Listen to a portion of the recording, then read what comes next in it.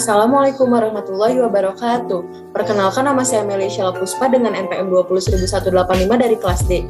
Di sini saya akan memaparkan mengenai Incoterm dan monopoli untuk memenuhi tugas hukum dagang. Yang pertama adalah mengenai Incoterm. Pengertian Incoterm. Incoterm adalah berbagai istilah yang diciptakan untuk bisa menyamakan pengertian yang digunakan oleh para pelaku perdagangan internasional ketika mengirim barang dalam transaksi atau kontrak. Tujuan Incoterm. Incoterm bertujuan untuk menyediakan seperangkat peraturan internasional untuk memberikan penafsiran yang seragam atas istilah yang lazim dipakai dalam perdagangan internasional. Fungsi Incoterm. Incoterm memiliki fungsi untuk dapat menjelaskan hak dan kewajiban pembeli dan penjual yang berhubungan dengan pengiriman barang, meliputi proses pengiriman barang, penanggung jawab proses ekspor-impor, penanggung biaya yang timbul, serta penanggung resiko bila terjadi perubahan kondisi barang yang terjadi akibat proses pengiriman. Manfaat Incoterm: 1. Mengurangi perbedaan pemahaman perdagangan. 2. Mengatur perdagangan domestik maupun internasional. 3. Mengurangi resiko komplikasi ketentuan di masing-masing negara. Istilah dalam Incoterm. 1. Ex-works.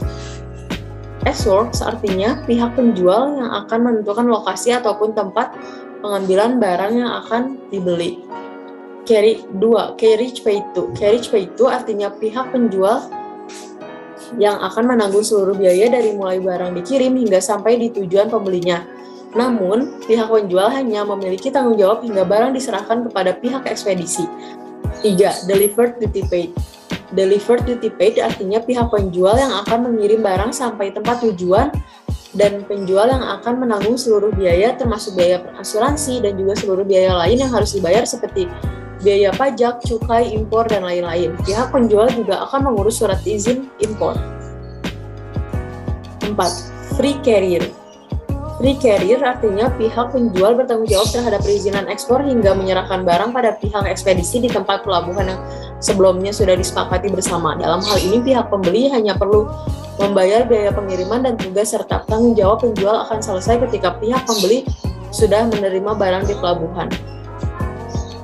5. Delivered at terminal. Delivered at terminal mengacu pada pihak penjual akan melakukan seluruh pembayaran yang berkaitan dengan biaya pengiriman pada suatu produk sehingga dilakukannya pembongkaran di pelabuhan tujuan. Setelah barang-barang tersebut dibongkar di pelabuhan, maka pihak penjual sudah tidak lagi memiliki tanggung jawab pada barang tersebut. 6. Carriage and insurance paid to. Carriage and insurance paid to artinya pihak penjual wajib membayar asuransi kargo dan juga resiko kerusakan serta kehilangan barang ketika diantar. Carriage and insurance paid to juga mengharuskan pihak pembeli untuk mampu melakukan export clearance. 7. Delivered at place. Delivered at place artinya lebih berfokus pada tanggung jawab penjual untuk mampu mengatur dan juga memproses pengantaran barang sampai pada tempat yang sebelumnya sudah disepakati. 8. Free on board. Free on board artinya pihak penjual yang akan melakukan seluruh surat perizinan ekspor sampai barang yang sudah dipesan dimuat pada kapal pengiriman. 9. Free alongside ship. Free alongside ship adalah pihak penjual mempunyai tanggung jawab hingga produk yang dipesan oleh pihak pembeli tiba di pelabuhan keberangkatan dan sudah siap untuk didekati kapal penguruk untuk proses pemuatan. 10. Cost and freight. Cost and freight artinya pihak penjual membayar seluruh biaya yang bisa muncul dari mulai barang yang dikirim hingga tiba di pelabuhan. 11. Cost insurance and freight. Cost insurance and freight artinya memungkinkan pihak penjual untuk mampu melakukan seluruh tanggung jawab sampai barang tiba di pelabuhan dan sudah siap untuk dimuat. Selain itu, pihak penjual juga wajib membayar asuransi terhadap barang yang dipesan. Selanjutnya, saya akan memaparkan mengenai monopoli.